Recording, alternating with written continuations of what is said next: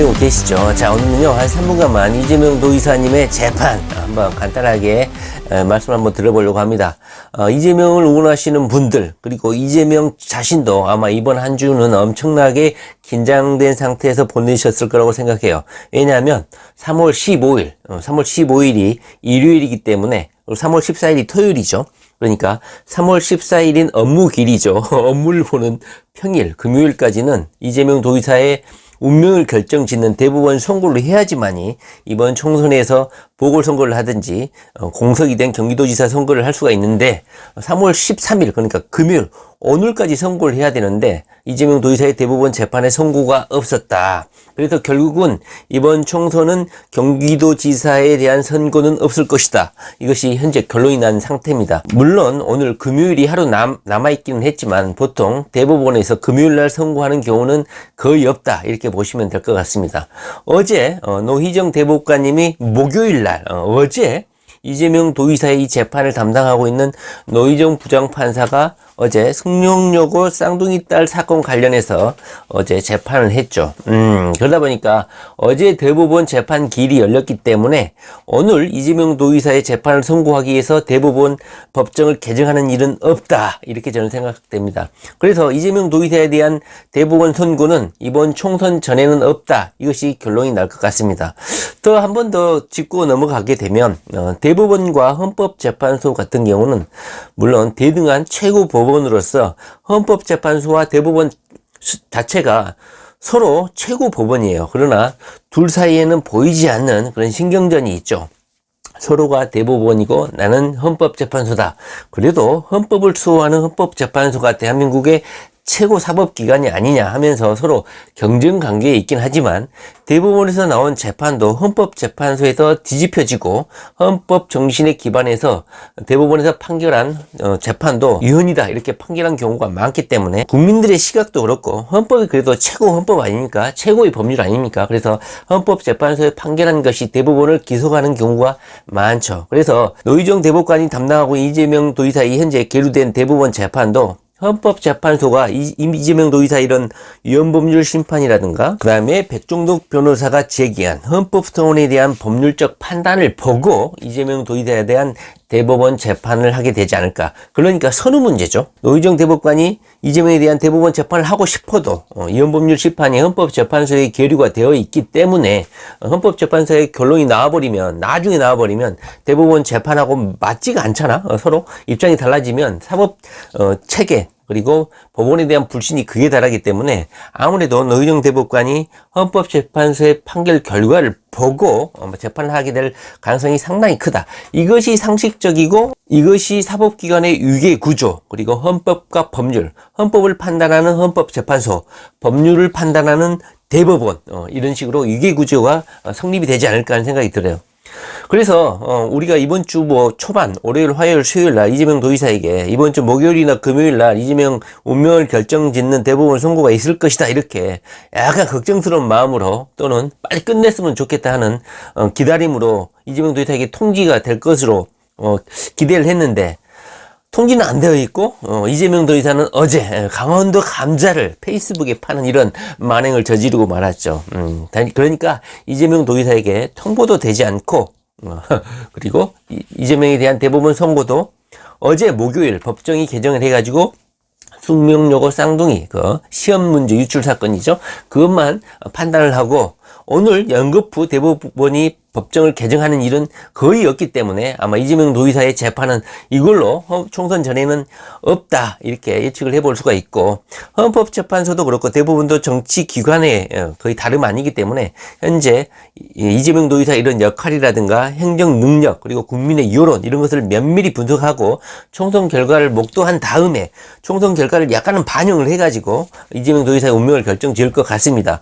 그러나 이재명 측근들이라면 측근들이죠. 나중에 이재명 도의사를 위해서 국회에서 발언권을 행사해 줄 수 있는 많은 측근들이 이번 경선에서 그리고 컷오프에서 싸그리 100% 다 제거되는 그런 상황이 발생해서 저도 어제 투표하라고 카톡으로 더불어민주당에서 카톡이 와가지고 투표를 했지만 결국은 유하영 부지사님도 그렇고 이재명 오른팔도 그렇고 대변인도 그렇고 다 탈락이 돼버렸어요. 그리고 청와대 출신들이 대거 거의 한 90%, 95%죠. 대부분 경선에서 승리를 했고 약간 다른 의견을 제시했던 금태섭 변호사까지 경선에서 탈락하는 이런 이변이 연출됐죠.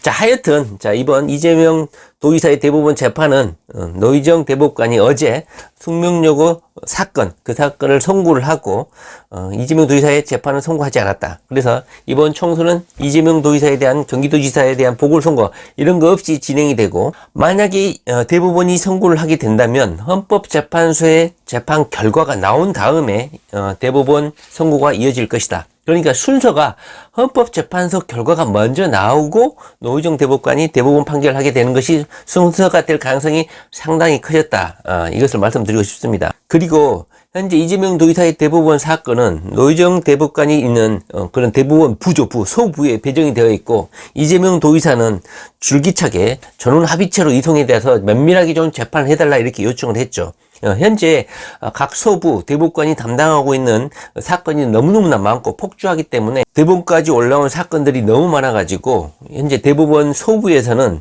14명의 대법관이 있는데 4명이 소부를 구성하고 있잖아요.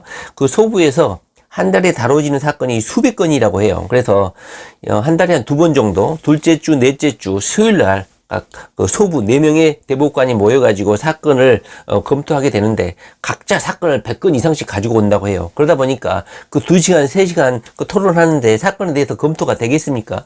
그러니까 이 4명 중에서 3명은 다른 대법관의 사건에 대해서는 전혀 모르는 상태에서 그 회의에 참석한다는 것이죠.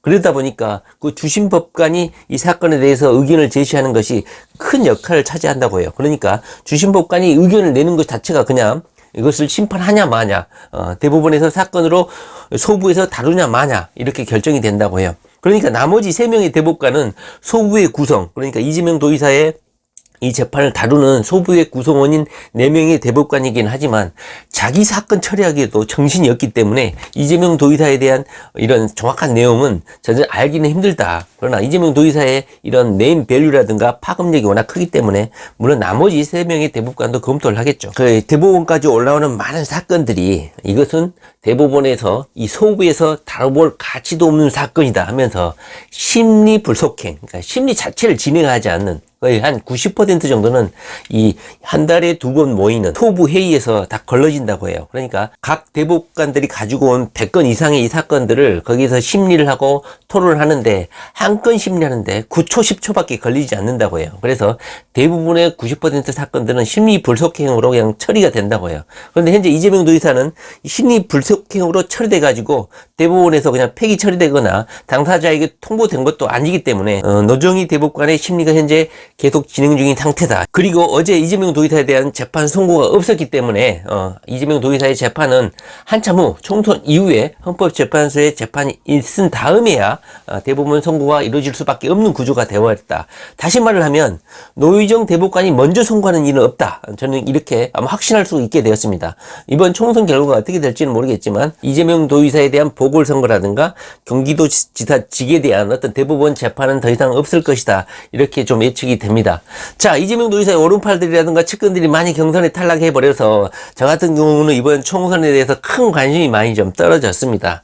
이재명 도의사는 현재 감자를 팔고 있는 그런 요의를 좀 보이고 있고, 나중에 뭐 경기도지사 못하더라도 친환경 농산물만 팔아도 단 2시간 만에 완판하는 그런 파워셀러, 인플루언서로 활동해도 되지 않을까 하는 생각이 좀 드네요. 이재명 도의사가 여러 가지 영향력 있는 발언을 좀 많이 하고 계시는데요. 그 부분에 대해서는 한번 다음 시간에 한번 말씀을 드리고, 자, 오늘은 이재명 도의사의 대법원 재판은 당분간 없다. 그리고 이번 총선에서 경기도지사에 대한 보궐선거는 없다. 그리고 대법원에서 다루는 많은 사건 중에 이재명 도의사의 이 사건은 심리불속행이라는 하찮은 사건으로 취급되는 것이 아니라 이 소부에서 각자 4명의 대법관이 심사숙고할 수 있는 그런 사건으로 현재 취급이 되고 있다. 그리고 이 재판을 심리를 계속 하느냐 안 하느냐, 이 사건의 판단은 주심 대법관인 노희정 대법관이 하는 것이지 나머지 3명의 대법관은 자기 사건 수백 건에 달하는 이 대법원에 올라온 자기 사건 다루기에도 벅차기 때문에 가난하고 어려운 자신의 환경을 극복하고 대법원까지 올라온 그런 대법관이기 때문에 법과 원칙에 따라서 상식에 따라서 국민의 일반 감정에 따라서 그리고 법리에 따라서 판단하지 않을까 하는 그런 기대감을 갖게 됩니다. 자, 이재명 도지사의 감자 구입하신 분들 먹고 난 다음에 그 맛이 어땠는지 한번 소감 한번 듣고 싶네요. 자, 이재명 도지사 화이팅 파이어.